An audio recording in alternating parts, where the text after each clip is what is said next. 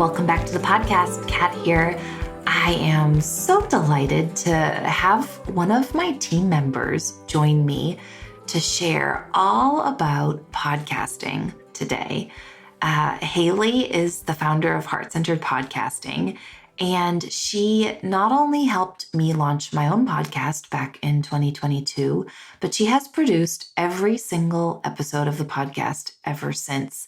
And I can't tell you how many conversations I have with clients and colleagues around giving themselves permission to take up more space and own their own authentic voice and message as a heart-centered entrepreneur. I think as empaths and heart-centered individuals, we are so practiced in contributing and being focused on the other and serving and wanting to contribute that we often don't give ourselves permission to connect with our message, to connect with what's the most important thing for us to say, to connect with the legacy we want to have, and to share it powerfully and in a compelling manner. And working with Haley has been all about that for me. And that's a little bit about why I wanted to have her on the show today, because I think that in the wake of the 2024 election, we need to hear the voices and the messages of empathpreneurs even more often. And we need to hear them take up more space and to do so in a more compelling and empowered way. And Haley has been that partner and accountability structure for me to do so. And I'm so excited to have her on the show today to share some of her wisdom with you if you were on that journey for yourself. A little bit more about Haley, who is a longtime member of my own team and the producer of the show. Haley is the founder of Heart-Centered Podcasting, where she wants to make your voice the reason your clients and customers know you're right for them. She has helped dozens of heart-centered founders just like you to launch, plan, and produce award-winning podcasts. When she's not working, you can find Haley selling real estate, taking a moment to herself at the gym, or cuddling with her 2 kiddos. What's fun about our conversation today is that I actually haven't seen Haley on Zoom for a while, and certainly since my maternity leave.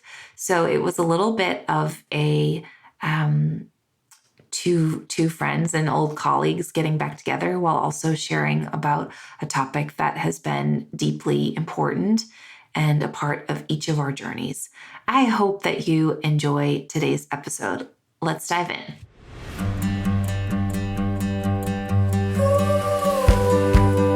Hello and welcome to the Prosperous Empath Podcast, designed especially for empaths and highly sensitive entrepreneurs just like you who are committed to having it all and achieving holistic success. I'm your host, Catherine Wood, Master Certified Coach, mom, author, mastermind leader, and founder of Unbounded Potential, a boutique coaching firm for empathpreneurs. I'm on a mission to bring empathy back into the world of business. Each episode will focus on achieving more by doing less and revealing how you too get to have it all in your life, your leadership, and your legacy. If you are committed to doing good and running a conscious business, but truly giving yourself permission to have it all while doing so, proving that you can have both in a society that tells you you can't and you are in the right place. Join me here every other week to find out how. Be sure to subscribe and leave a review so you won't miss an episode. Plus, you'll find all the show notes and helpful resources over at unbounded-potential.com.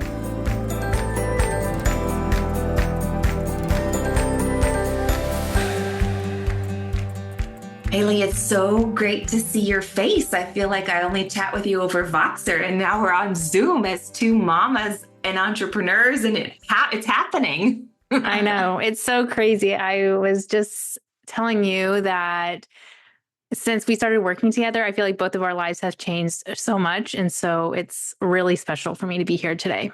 You know, I so appreciate the role that you've played in my own business journey and also in the growth of my business. But when I say business journey, I really mean in my own personal journey in owning my own voice and taking up space. And you've really been that support structure that's helped me declare and fulfill and do what I said I was going to do.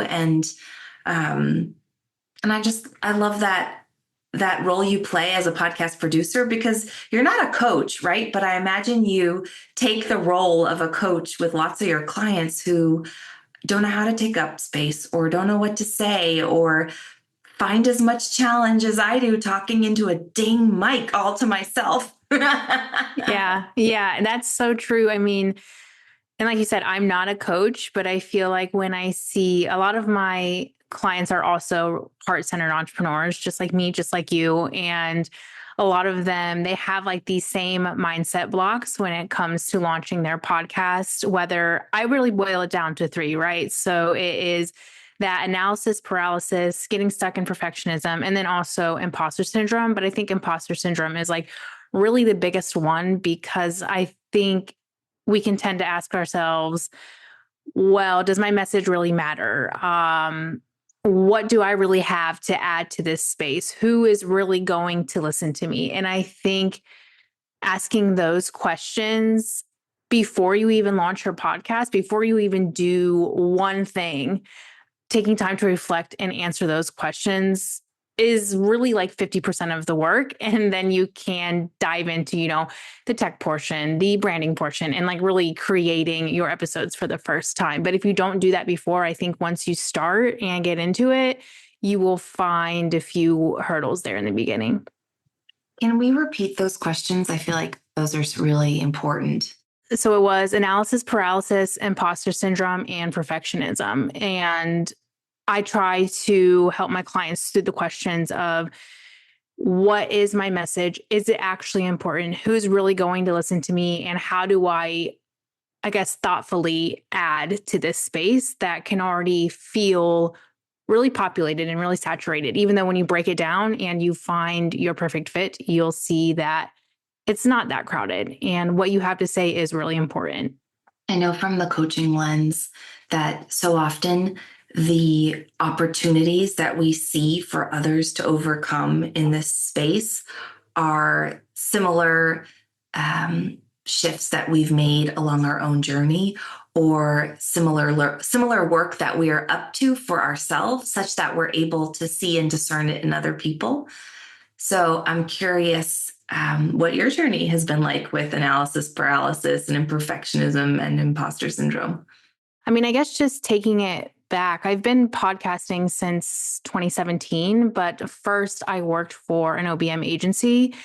So it was me with a team of, I don't know, 17 other women. And then overnight, my boss at that agency, she decided to shutter their doors. And so I had this decision thrown in my face where it's like, okay, I can go and try to get your traditional 9 to 5 job, even though I had an 18-month at home, or I could try to go out on my own. And so I feel like in that regard, I didn't really have a lot of time to process like a lot of these emotions that come up for entrepreneurs who are really starting from ground zero and have time to think about their business. I was kind of thrown into it. And there are really good things about that, because it was kind of do or die.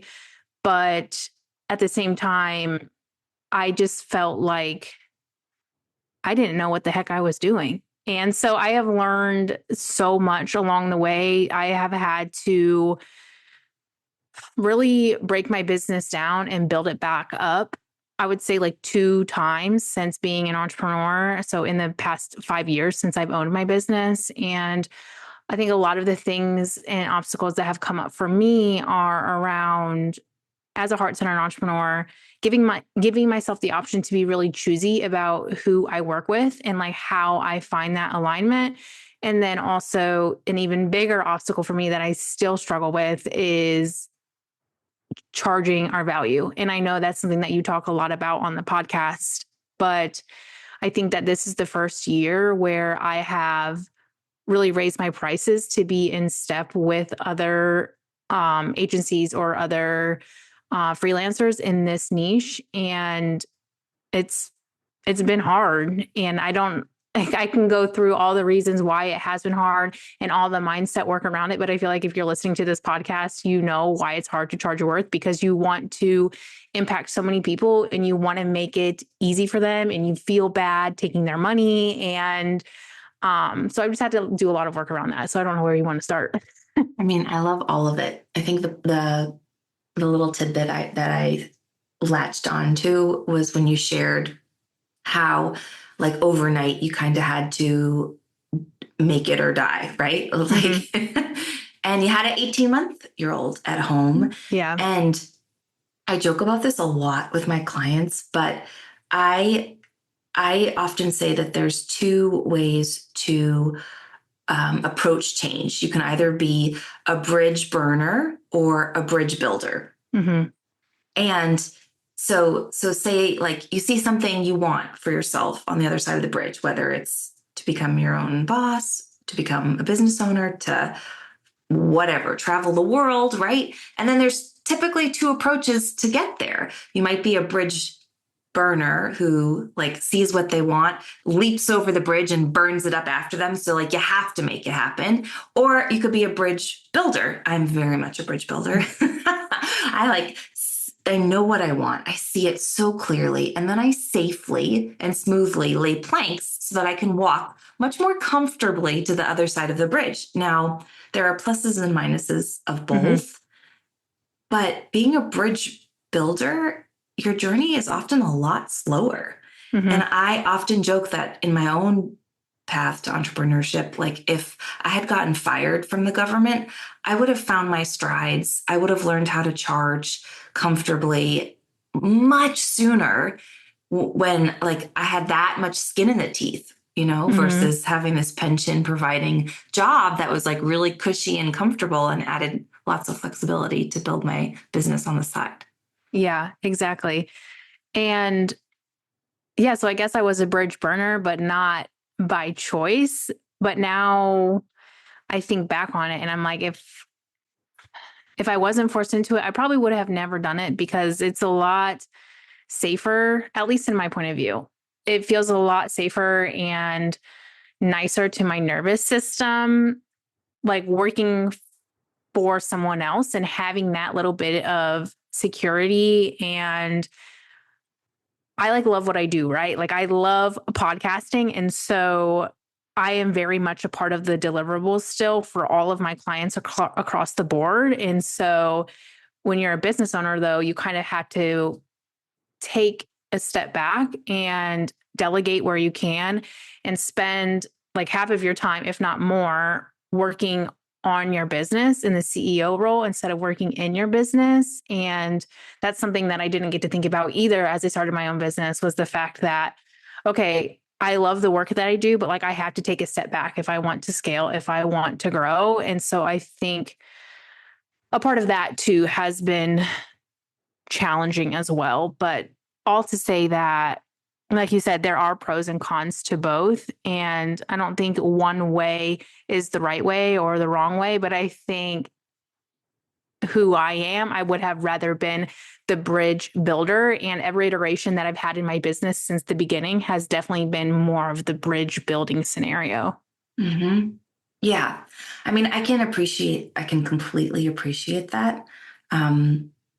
Looking back on my own journey, like, I'm grateful that I got to follow a bridge building route, because I partnered with a lot of bridge burners over the years, and I saw how much they struggled, and I didn't have such an empowered relationship to fear then, like we say that you have to feel the fear and do it anyway. And, like, when I was first starting out, like, that fear made me want to vomit. Yeah. It didn't necessarily inspire me or motivate me. But now, being a mom, it feels like that provides, like, a whole nother level of inspiration, because now you have more skin in the game, like, to model for your children. And there feels like there's something so much more at stake. And so I guess I'm curious how becoming a mom influences how you show up in your business, how you CEO, how you Yeah. scale? Yeah. So I think I have two girls. I have a 6-year-old and a 2-year-old. And so with my 6-year-old, she was born when I first started remote work. And so I didn't really even understand what I was getting myself into at the time. I just thought it was like this great, which it was. It was a great opportunity that was like thrown in my lap that I was able to work from home and be with her. And throughout that time, that's when I started my own business and started to scale. But then when I got pregnant with my second baby, I would have been about 3 years into owning my own business. And it was very, both of my pregnancies have been really hard in the fact that like I've been very sick both times. So just like very low energy, didn't want to do anything, had no motivation whatsoever. And so in preparation for my second kid, I was like, okay, something has to change in my business because I was working, it felt like endless hours. And I just like was not even the mom I wanted to be to my 3-year-old at the time. I felt like she was coming second after my work. And so it kind of felt like, like what was the point? And I knew with my second child, I didn't want to do that. And so again, this was like not a decision that was very well thought out, but I had hit a breaking point and I decided, okay, I'm only going to offer podcast launch services instead of podcast launch and podcast management services. And so pretty much overnight, I got rid of a lot. I would say 90% of my management clients. I kept a few on to have that cushion of income while I thought I would look for launch clients. But I got rid of most of my income. And at that time, it felt like that was my only decision. It was like do or die. I was sick. I didn't want to do this. Either I did this or I was like getting rid of my business as a whole.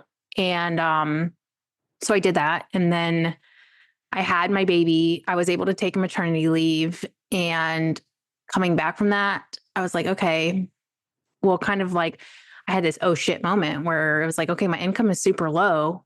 I'm feeling better. I'm at capacity again. So now I need to start my business over. And this time I can do it right.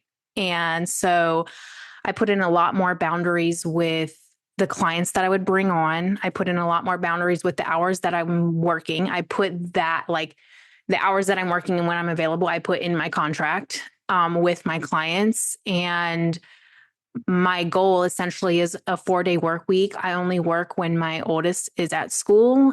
And I give myself really slow mornings so that I can have one-on-one time with my youngest daughter before she goes to school next year already, which is crazy.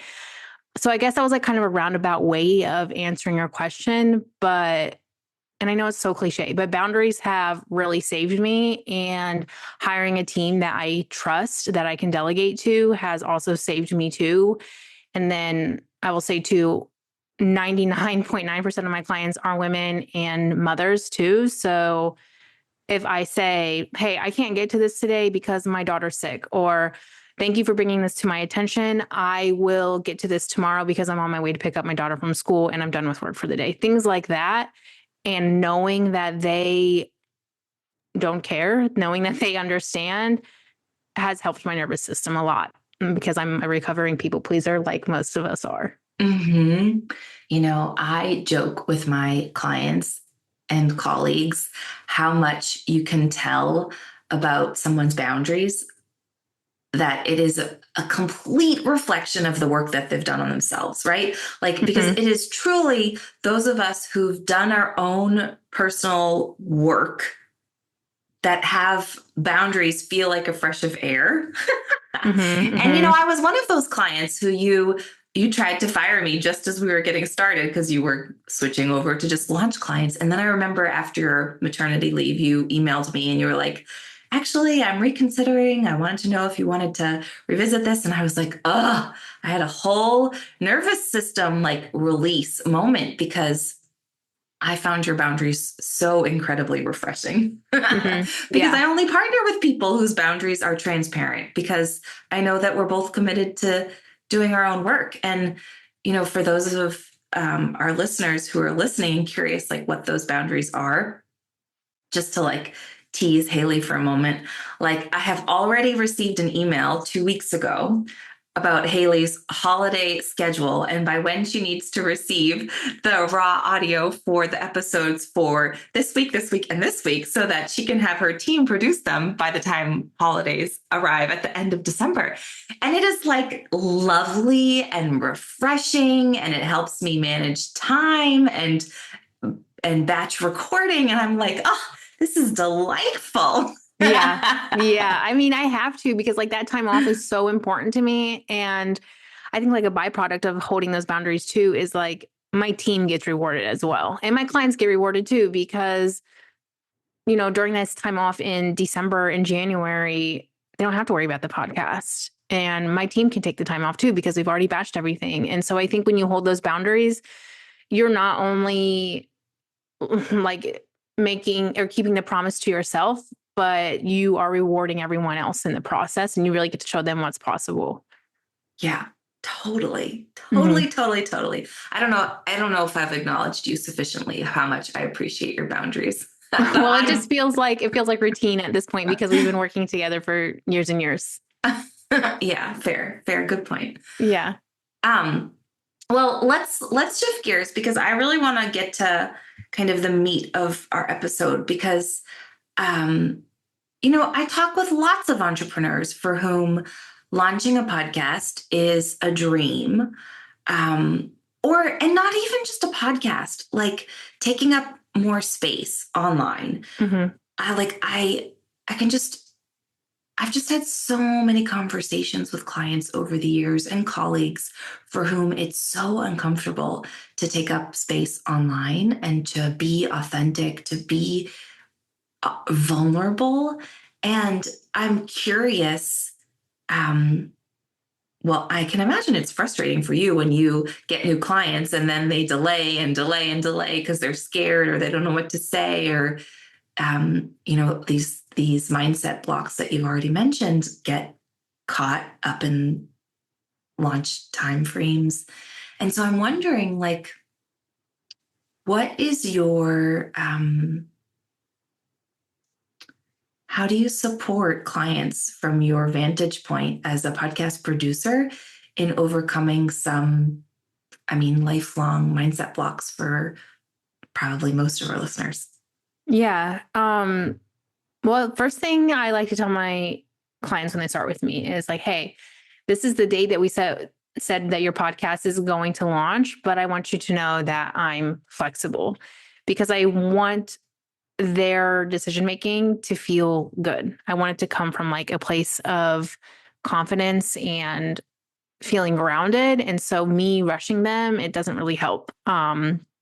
So just like building in that flexibility and then really fleshing out with them, like, why do they want to launch this podcast? And again, I know this is another cliche thing, but getting back to the why really helps to solve a lot of those blocks because you realize, okay, what I have to say is unique. What I have to say is important. And a lot of these clients that I worked with, they've had their own clients telling them for years, like, hey, you need to launch a podcast, or their own community saying, I love what you're saying in this post here. Like, where can I learn more about it? And so a podcast feels like that natural next step. But again, it's just holding the space for them to get in touch with why they want to do this and then helping them bring that to life step by step so that it starts to feel like something doable. So it starts to feel like something that can be real, and just being honest with them about, yes, there's like that, figurative why of why you want to launch your podcast about, what your message is and XYZ, but also the why, like, how is this podcast going to support your business, and showing them different ways that my clients' podcasts have already supported their business. So giving them that little bit of motivation there, whether it's through crafting new relationships, whether it's through helping them build up their income, whether it's just adding people to their audience. And once you're in touch with that tangible piece of how this podcast will help my business and the figurative piece of this is the unique thing that I have to add to this space and it is needed. Once those pieces really click into place, it becomes a lot easier to take action. And I'm just here to help facilitate that. And I don't really think that I have to do much on my end, but just like always be the gentle reminder of, hey, this is why we're doing what we're doing. And then making the process really easy so that my clients don't have to worry about the step by step. They only have to worry about getting clear on those two things and then getting in front of the mic. You say gentle reminder, but truly that gentle reminder, in the way that you've done it, at least in our partnership over the past several years, has been really supportive because it looks like consistent check-ins and those check-ins, their accountability, right? It's like, hey, just wanted to check in. You said you were going to send this over by this date, and none of it feels like I'm being shamed. It's like it very much comes from a partnering place, and I think that for many of us who are trying to find our voice, like having a partner who reminds us of what we wanted and what our vision for having it was, it makes all the difference.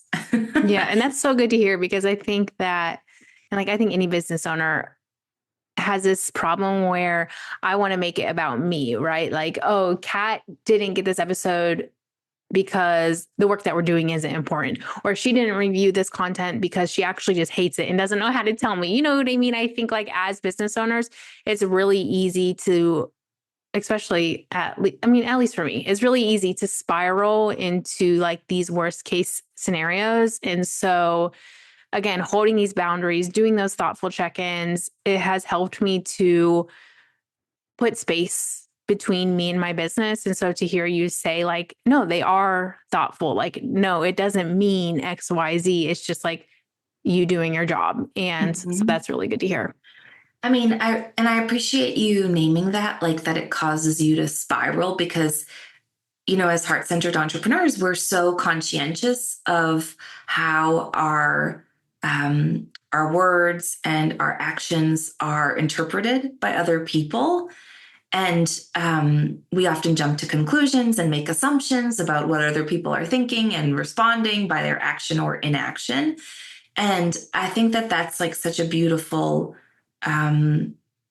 part of thriving as a heart-centered entrepreneur is that we're actually willing to put that process on loudspeaker or like name it. And every time I think it's named, it creates a deepened relationship or a deepened level of understanding in the partnership. I don't know if I'm being clear or if that's, I can just think of several examples, even in our partnership where there's just been instances of like sharing or naming those feelings or fears that have resulted in deepened understanding or collaboration that feel even more supportive in overcoming that. I mean, all the things, all the analysis paralysis, the perfectionism, the imposter syndrome, like all of it. Yeah. And I think that's the really beautiful thing about having a team who supports you in the long term. I know it's not always possible, but if you can have a team who you employ, month after month, year after year, with each week, month, whatever that passes by, you get to know each other so well. And I'm not saying it in any way where like lines or boundaries are crossed between that personal and the professional, but just in the sense that like, okay, I know Kat, I know 90% of the time, like what she would want, how she would want to say this. And then if there ever is any changes to anything that I create for you or any part of our workflow, again, I know it's not personal. It's just because it's important how you are perceived. And I think that's like, and I know we're getting into kind of a new topic here, but I think that's another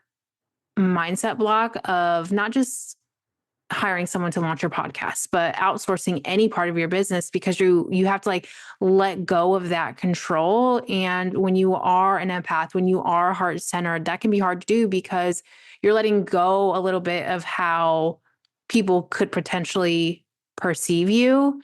And so that's where, again, that separation between self and business is so important.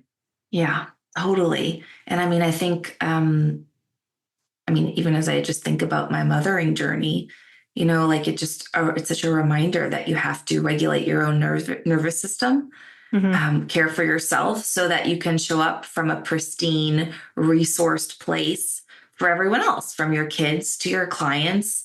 And it makes such a difference in not taking other people personally or not jumping to assumptions about what other people Yeah. mean, because you're more resourced, right? Like you can bring curiosity rather than fear. Yeah. And that's something that I feel like in the past 2 years is really when I've started doing any type of like thought work and nervous system work. And obviously, a part of that is healing like my own inner child and looking at what I went through growing up and realizing, like, okay, I don't want to pass any bit of this on to my daughters. And so I constantly, my friends and I who have kids, when we talk, we say, yeah, we are like reparenting ourselves as much as we are, if not more, parenting our kids because of the image that we want to create for them, like for themselves, for their life, how they respond to things, how they intake everything. And it's really, there's motherhood. And then the work that goes with motherhood is just like another full-time job. Mm-hmm. Mm-hmm. I'm curious, what lessons from entrepreneurship have supported your mothering journey, or what lessons from your mothering journey have supported being a business owner? Yeah, I think just giving myself the space to process emotions and not become so reactionary, whether that is if I lose a client or whether that is if my daughter wakes up one day and she is so mad and she doesn't want to go to school and she's fighting me at every turn of our morning routine. Again, just like not yelling in that moment, because that doesn't help make anything better. Not spiraling and think I need to find another client right away, because that doesn't make anything better. But just like taking a pause to breathe, to remind myself that this is just like one day, this is just one season. And to remind myself that I am like divinely supported and I am allowed to feel these things and then respond from a more regulated place. And at least I know, like for my daughter, I just want to teach her to do the same. I want to teach her that it's okay to take space and not react right away. And I always tell her, like you're allowed to be mad, but you're not allowed to be mean. And so teaching her that, and again, like when I go through these hard phases in my business, just reminding myself that, it's not about me and I get to choose how I want to react to this. Mm-hmm. Mm-hmm. I really love that.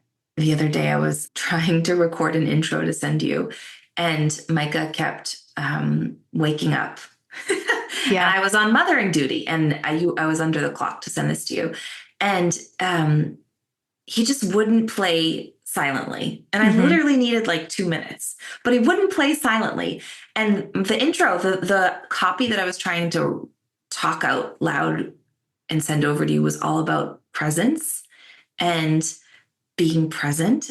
And I thought it was so funny. Like, I literally was talking about presence and being present, and I couldn't be present. I couldn't be Yeah. present for the recording, and I couldn't be present with him. And that's all he was demanding of me, was my Yeah. full presence. Mm-hmm. And I just had to laugh and like walk away. That used to be so hard for me, especially with my first daughter.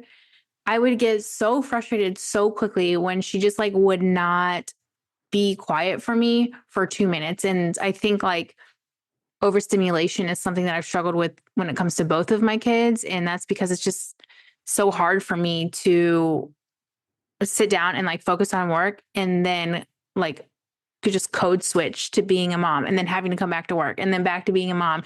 And it is like the constant back and forth. And that's why like I only work a few hours a day, because by the end of it, if I would work longer, I would just be so exhausted and I wouldn't be able to show up as my best self for my babies, because the day would have just drained me. Mm-hmm. Yeah. I mean, I hear that. And I think in my case, like, it's not necessarily that, that I get drained from work. It's that like I can muscle through tasks to get them done. But when I muscle through tasks, like I'm not bringing my full presence. Yeah, it doesn't feel good.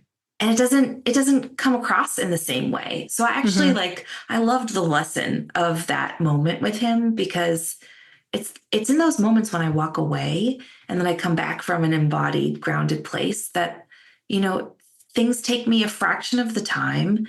And it's like the authentic version of who I am and what there is for me to communicate. And that's actually the topic I would love for us to end on today, is like taking up space as a heart-centered entrepreneur, being authentically ourselves is a challenge for me, for you, I know, for my listeners. So how do you support your clients in giving themselves that permission to take up their own authentic space? Yeah.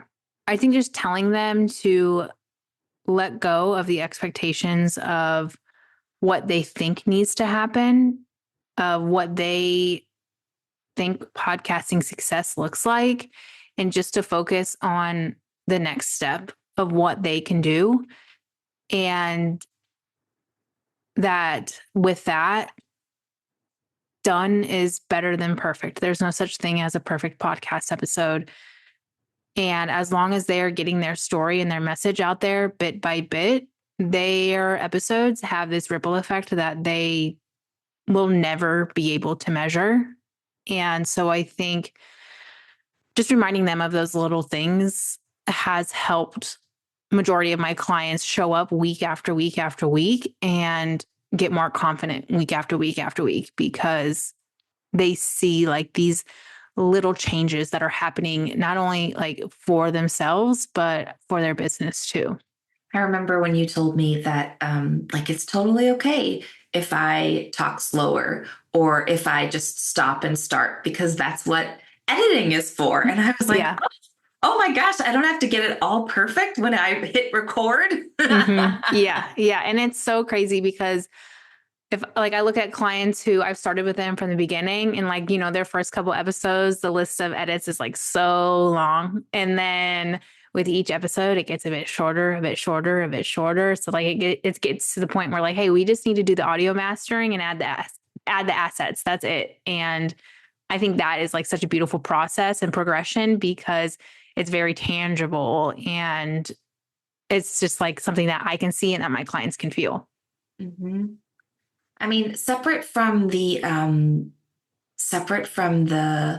like the habit of really learning how to take up more space, I'm curious from your vantage point, like what you most enjoy about seeing your clients after they take up more space. Like, what do you love most about that transformational process?